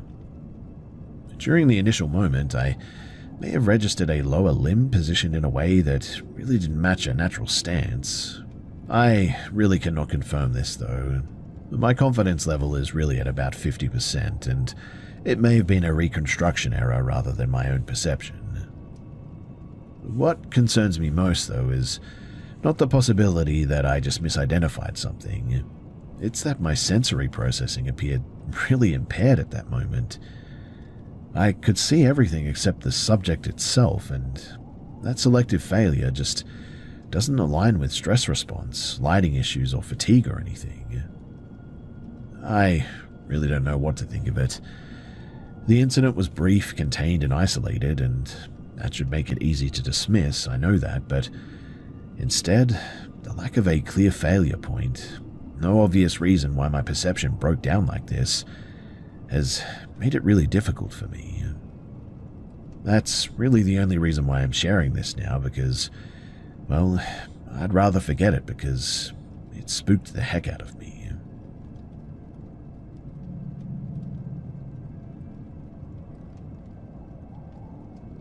I, a 29-year-old female, used to do some street performing when I was low on money, and at the time of this story, I was 25. I had recently lost a lot of weight and needed to save some money for skin removal surgery. This was due in addition to buying all new clothing and seeing a chiropractor because of the changes in my gait affecting my spine. Pro tip, by the way, is that losing weight is really expensive. I don't know why nobody warned you about that, but yeah, that was my experience anyway. So, this was a Friday night and I was in a college town near the state university with a lot of bars and restaurants around. Because all of my clothes hung off of my body like a tablecloth, I was wearing a decorative scarf tied into a dress, and it was a little on the revealing side, but it certainly didn't look as sloppy as the rest of my clothing. If you don't wear decent clothing and makeup and such when you street perform, people assume that you're homeless and can be really terrible towards you. This is relevant to this story. So, I was tuning up my guitar, sitting in a camping chair outside of a couple of bars, and at around 8:30 p.m. this beige SUV pulls up and parks in front of me. The guy driving it hopped out and approached me. "Hey, do you want something to eat?" "Oh, no thanks, I'm okay, but thank you." "Okay." And he got back into his car, but instead of driving away, he just sat there staring at me. I thought it was a little bit strange at the time, but I was focused on getting warmed up, so I didn't initially worry about it too much. I was only planning on staying out until about midnight anyway, so I wanted to maximize my time. It was the end of the dinner time, beginning of the bar time rush, so it took me a little while to realize that the beige SUV was still there, and the guy was still sitting in the driver's seat, staring at me. I'm pretty sure he didn't even pay the parking meter in the end. Anyway, at about 9:30, he hops out again. "Hey, are you hungry yet?" "No, I'm okay. I ate before I came out here." "Come on, I want to give you something, but I don't have any cash. Let me buy you dinner." This does happen. When someone who doesn't carry cash sees a street musician that they like, they will often offer to buy a snack and bring it to you, so I didn't find that too strange. "Okay, sure. If you want to bring me a snack, that's cool." "Okay, come with me." No, I mean, I'm not leaving my spot here. There's a really good restaurant I want to take you to, though, but it's too far to walk. We need to drive there." "Sorry, I'm not really interested in going somewhere. I need to stay here and make some money tonight." "I thought you were hungry, though. Come on, let me buy you dinner." Me, starting to get frustrated. "No, look, I told you I'm not actually that hungry. If you want to tip me with something other than cash, a slice of pizza from the place across the street or a soda or a cigarette or something, that I'm fine with, but I'm not leaving this spot, okay?" "No, I'm not going to buy you a slice of pizza. If you want dinner, you need to come with me."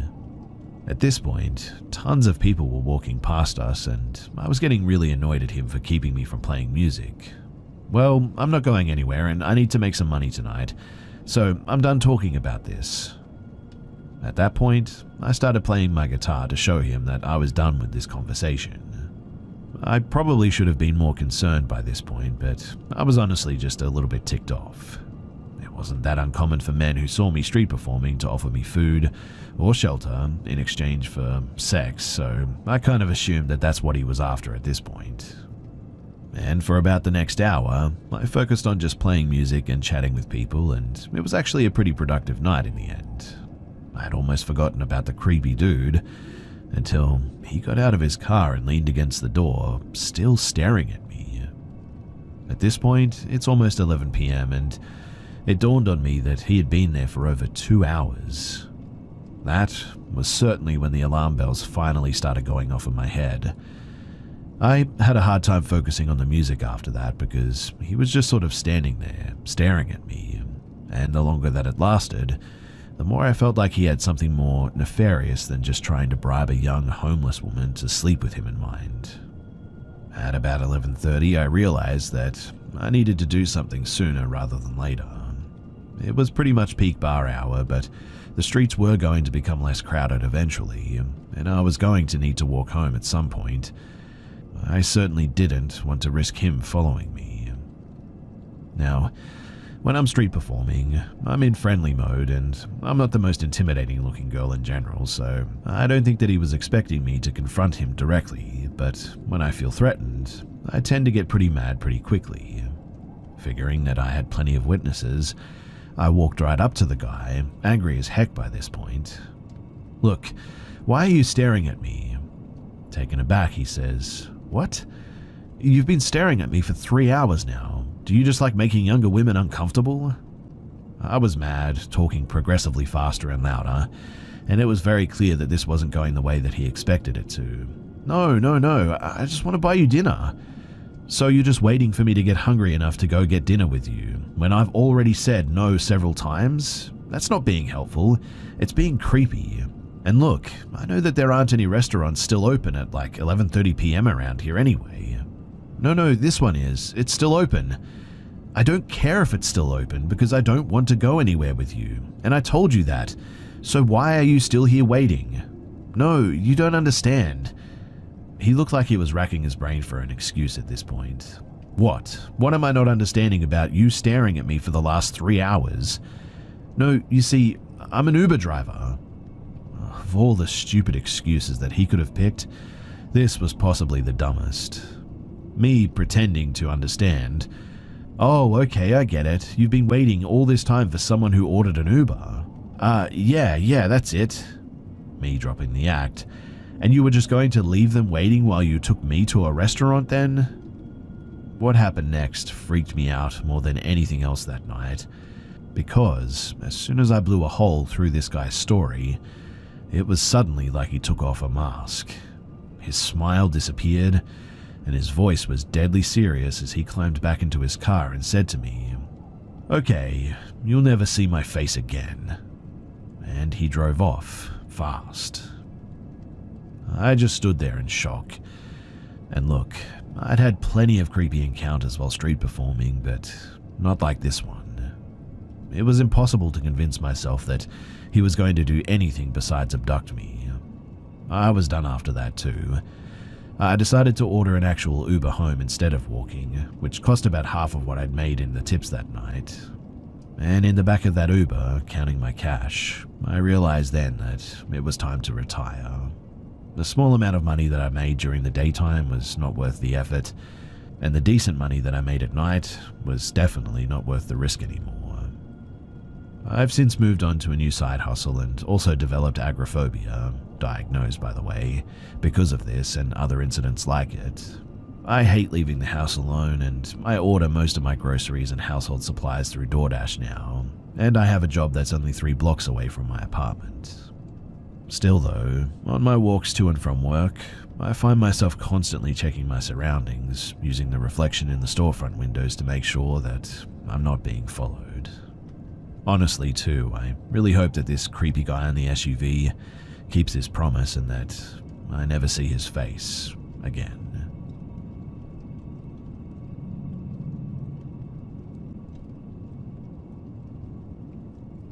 I grew up in an old house in the UK. My family home is a 4-story terrace, just over 250 years old, situated on a busy street. It was originally a manor house with lots of land, but was split into 3 terraced homes with more built sort of alongside of it in the late 1890s to early 1900s. There were 2 cellars, basement rooms, 2 living rooms on the ground floor, and the kitchen. The first floor had the bathroom, my parents' bedroom, and my brother's bedroom, and the second floor was my bedroom or living space. Now, I have experiences there from being very young that I may share in the future, but for now I'll focus on some experiences that happened in my family home from me being around 15 to 16 to my early 20s. When I was around 15 to 16, I was up in my bedroom reading. It was a Saturday afternoon, and I lived with my parents, obviously, my younger brother, 2 years younger, and our dog. I had no music on or TV this day, but I could hear general muted traffic noise outside. At some point, I heard someone come in downstairs, the door opening, closing, and keys rattling. My mum shouted hello up to me and told me to come downstairs because they, Mum and Dad, needed to talk to me about something. This was weird, as usually she'd just tell me whatever it was that I needed to know if she was shouting up to me anyway. I asked why, and she shouted back, "Just come downstairs," in a sort of frustrated tone too. So I did, thinking that it must have been important or I must have done something wrong or something. I got downstairs and quickly became confused though because I couldn't find them anywhere. I shouted hello in case they'd gone into the cellar. This wouldn't be normal either, but nobody responded and I was confused trying to work out where they might have gone. I thought that I must have been imagining it though and started to walk back upstairs when my brother shouted down from his room asking me what Mum wanted because it was weird that she called me down. I replied to him saying, "Did you hear her too?" Obviously I assumed that he must have, but I was just a bit weirded out because this meant that he'd heard her too, but I was sure that there was nobody there and I was second-guessing myself, I guess. But then he didn't respond, so I walked up to his room to talk to him about it. I opened his door and he wasn't there either. It was then that I got this weird chill sensation and goosebumps and started to feel a bit spooked, so I left his room and went back downstairs trying to make sense of what had just happened. Weirdly too, just as I got back downstairs, my mum suddenly walked in with the dog. She'd taken him on a walk and I asked her what happened and where she had gone. She was confused and assured me that she had been out for around an hour at this point and had not been back at any stage. She said that my dad was at work, he had been out since 8 a.m. and was due back in a few hours' time, and my brother, well, he was allegedly at his friend's house. On another occasion when I was 20, I was working in an off-license sort of convenience store. The store closed at 10 p.m, and once we closed, cashed up, cleaned up, etc., I'd get out at about 10:30, home for around 11, still living at home at this stage. My mum called me at 10:10 p.m. asking me where I had gone, and obviously I was confused and told her that I was still at work locking up, and she said that I had come home 15 minutes ago. Her and my dad were in the front living room and they heard me come in. A little bit of context here too is that we used the back door to come in and out and had 2 living rooms, one at the back and one at the front. My mum and dad would be in the front room, which was closed off, from the other, and the stairs were in between them. Mum said though that they had heard me come in, shout hello, which we normally did when any of us came home. Mum and dad both said hello back and asked me why I was home so early. They said that I shouted, "So you're ignoring me then?" in a sort of jokey way, and they heard me walk upstairs chatting on the phone with someone. My dad then came upstairs, first floor, and shouted up to me to see why I was home so early and to check that everything was okay when he noticed my light wasn't on and it was silent. So he came back down and they called me and found out that I hadn't been there at all. My dad rushed upstairs to make sure that nobody had broken in or anything, but there was nobody around. On another occasion when I was around 20, my mum and dad were sitting in the living room quite late, 2 a.m.-ish I think, and heard my brother practicing his guitar in his room. This wasn't unusual as he would often practice for hours. They were enjoying listening to him play faintly when they both remembered at the same time that he was in university, living in student accommodation 200 miles away, and he had taken his guitars with him.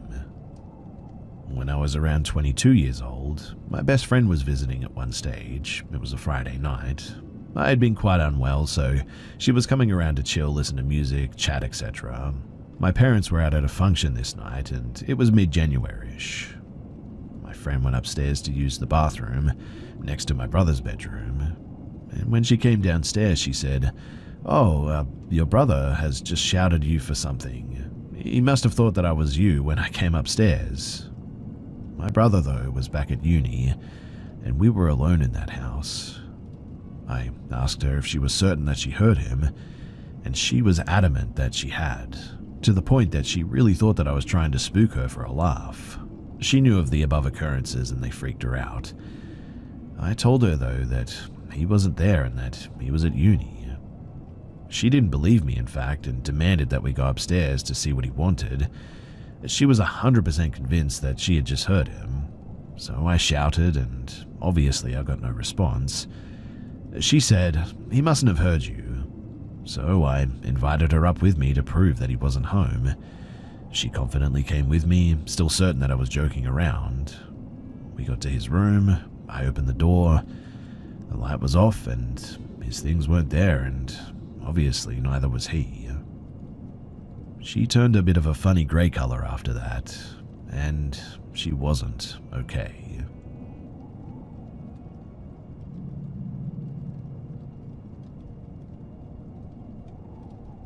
If you're familiar with the Denver area, I lived in the Clayton neighborhood on York. As with all millennials, the rental market crippled me and I had to find a place with charm, aka a 1920s brick duplex with 1970s updates, in the year of our Lord 2022. but as a recently divorced man with 50-50 custody, my bank account dictated my residence. To give you a sense of the space, it was a shotgun-adjacent style home, 900 square feet, upstairs, with an unfinished basement that was really only used for laundry and housing spiders. My daughter and I had rooms on either end of the 10-foot narrow hallway, with the world's smallest full bathroom splitting the distance. For the first few months, it was just an old house on a busy street. Fire trucks, ambulances, and cop cars flew down the street each night, so much so that I had to get blackout curtains or my room would legitimately look like a knockoff disco of flashing lights. My daughter was 5 at the time, and she had a hard time adjusting to living in 2 houses.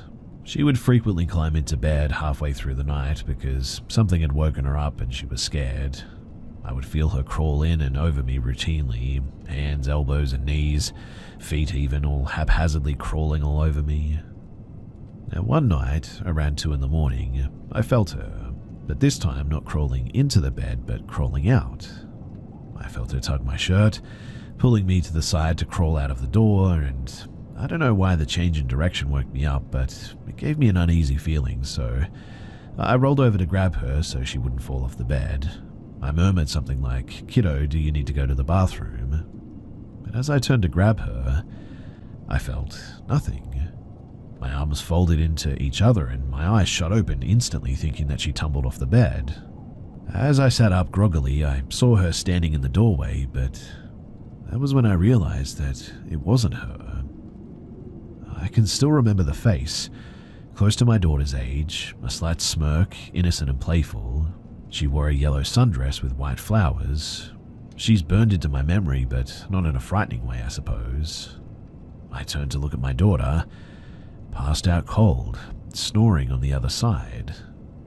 When I quickly snapped my head back to where the little girl was standing, whoever she was gone. I've told that story a million times, and it wasn't the last experience that I had there, and the little girl certainly wasn't the only person that I saw. Now, for some time, it was unsettling thinking about the little girl.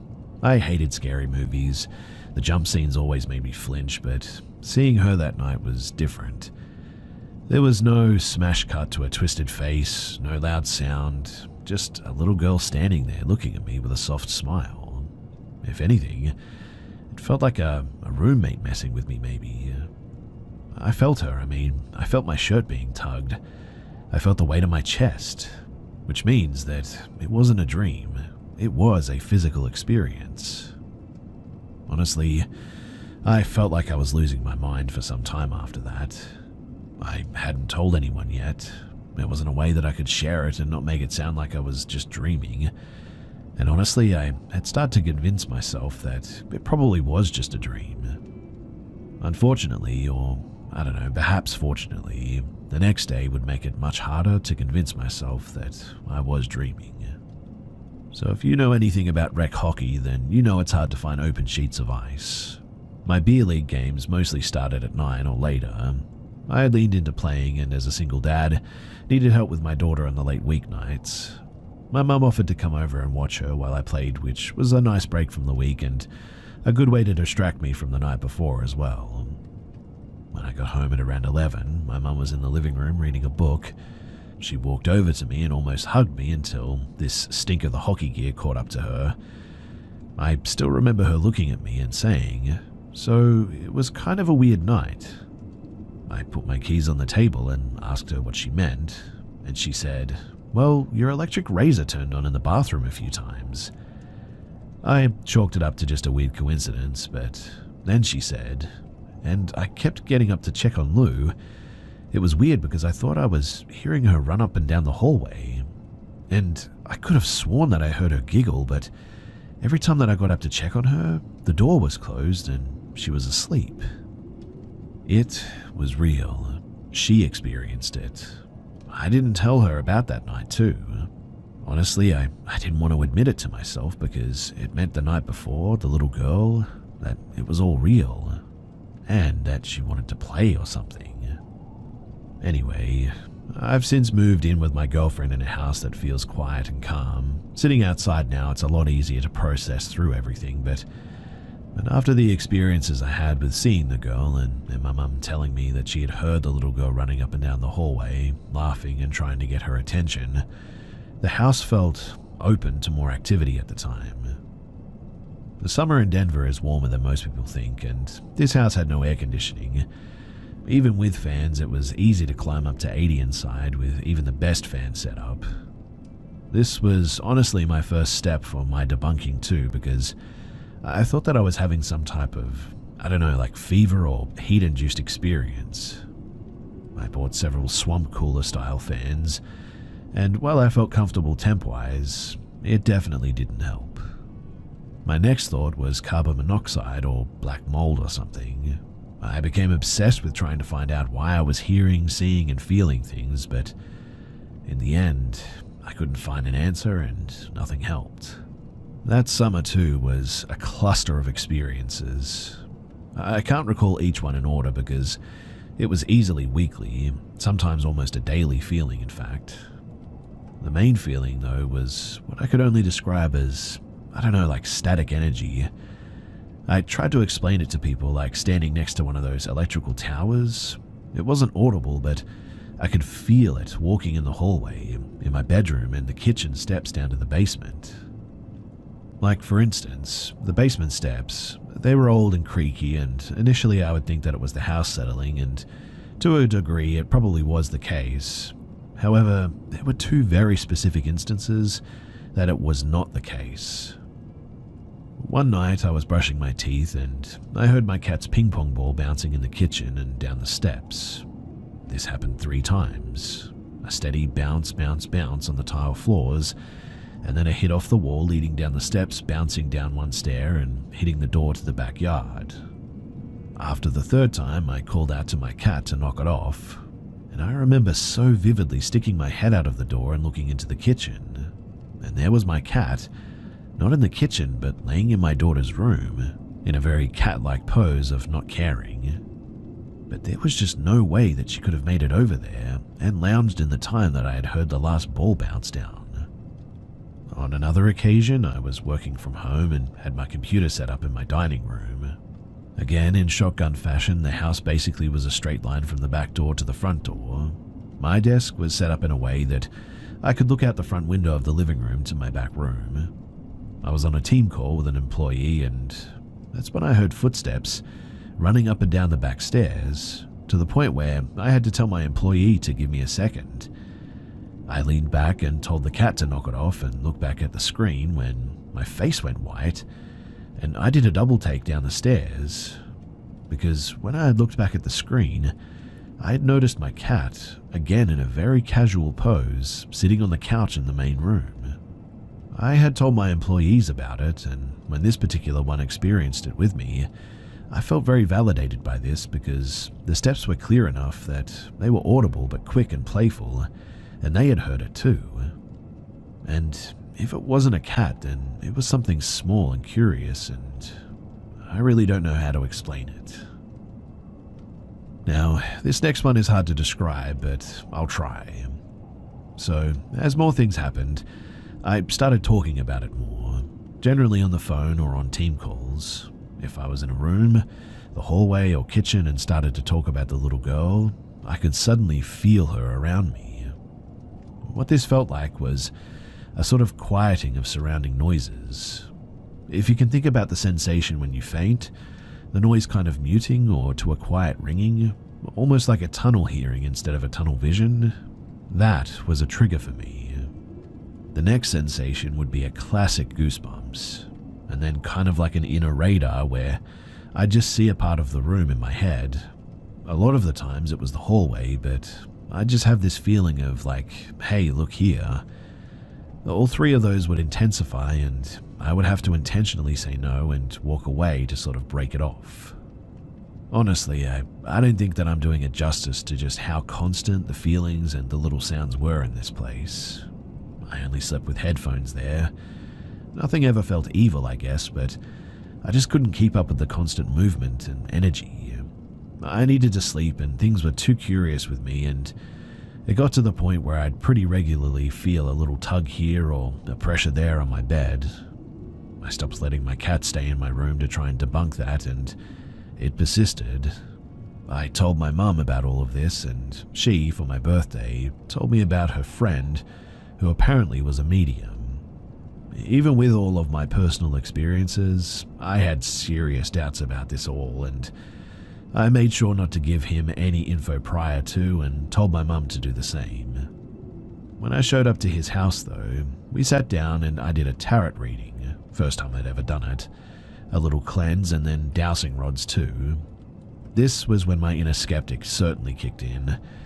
I mean, here I was holding 2 rods apparently communing with the dead. Nothing happened. I held them in my hands and asked a few questions, and they limply moved, but nothing of consequence. I remember him asking me to ask a general question about anything, so I paused and asked if I should leave my house. The rods didn't move, but he looked at me and said, "I want to talk about your house. There's a girl there, isn't there?" I nodded and said, "Yeah, my daughter," and he smirked. "No, you've seen a little girl. She's like a bedroom, a hallway, stairs or something. Very playful." At that, I remember putting the dowsing rods down and just asked, "What does she look like to you?" At this point, I was trying to see if it was a tell I was giving off or something to make all of this make sense. "She's not from now. I see her in like a homemade type of sundress. She's probably close in age to your daughter. Flowers. I see flowers." I was lost in the vision of the girl that he was describing to perfection. "She likes to play at night a lot, doesn't she? You have balls that she throws for you, or a pet or something. She's not evil, she just likes having nice people there. And she isn't the only one there, too." Honestly, whether I had fully understood it or not, I was at terms with the little girl that I had seen, but there was something else in the house, something older and bigger. At times, the movement that I heard and the energy that I had felt was different, heavier and not as playful. I really did not like hearing him say that. He told me that the girl was someone to talk to, basically to talk to her like a parent if I was over her playing and needed a quiet space. But as I told him what I experienced with feeling the tunnel hearing, the inner vision of where people were, he told me to be careful. It sounded like I was sensitive and that thinking was one thing, but talking directly to something, allowing them in, could lead to attachment. I can assure you that that day was a long drive back home. 2 nights later, I was laying in my bed, and I heard books on my shelf being flipped through. At first, I sort of chalked it up to the fan, but after about 5 minutes of the noise, I turned the fan off and it kept going, like somebody flicking through books. I sat up quickly, 2 or 3 times flashing my phone's flashlight to try and catch something, but there was nothing. After one more attempt, I turned off the flashlight and I sat in my bed and said, "I need to go to bed now and I need you to be quiet in here. Please, go to bed." All the sensations suddenly hit me. The quiet noise, the goosebumps, seeing where she was, and then it was quiet. It stayed quiet. After that, I said thank you, and then I fell asleep.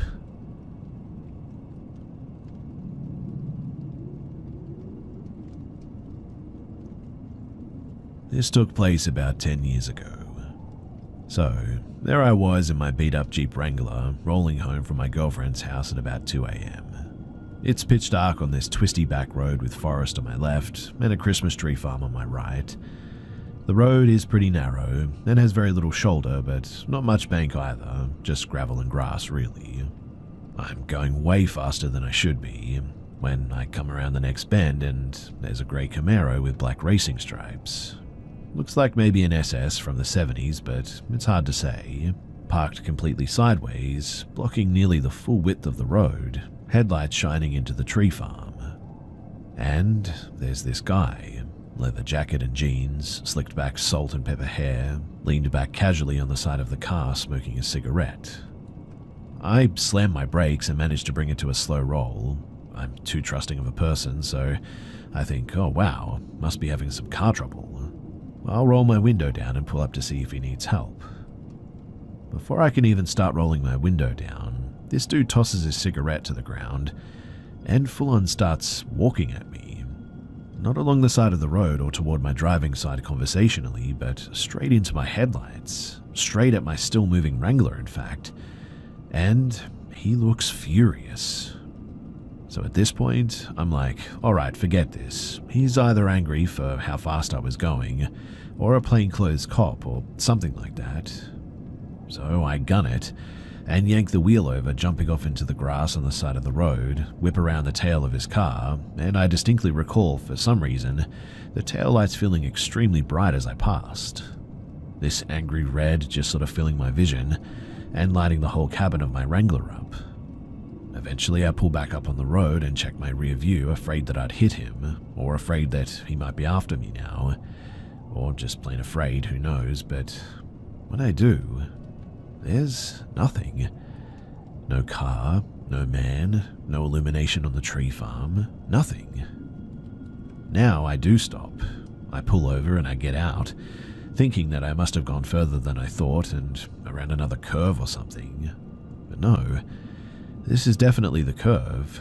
I've only made it about another 50 feet, if that. In fact, I can see my torn up tracks in the grass from where I went, both where I got back on the road and where I went off initially. To this day, I wish I had the sense to go back and check for that cigarette butt or anything, any sign of him. But I was way too creeped out at that point. So in the end, I got back in my Jeep and I got out of there.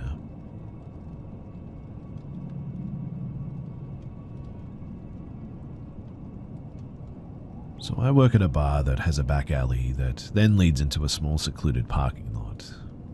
There are several large trash cans, and many small ones there too, and there are some addicts, homeless folks, etc., who will come to the alley pretty often. Usually they're pretty harmless and just look through the trash or ask for $1, but sometimes they aren't, and tonight was one of those times. So I went out to the back to throw out a bag of trash when I noticed a man walking quickly by the farthest group of garbage cans from the back door, which also happens to be the one that I use. He looked in my direction. I don't think that he knew that I could see him, and then as he saw me walking toward him and the trash can, he quickly and quietly hid himself in the dark behind the trash cans. I didn't see where he ended up, but it scared me a lot. I mean, I was the only one around, and I knew that he was hiding there because I would have seen him walk past if not, and it was the only way to go, so really, he was hiding there waiting for me to do, well, I don't want to think about that. I left my bag of trash right there where it was, and I immediately walked back inside. I hope that he left soon after I went back in because I would hate to see somebody get hurt.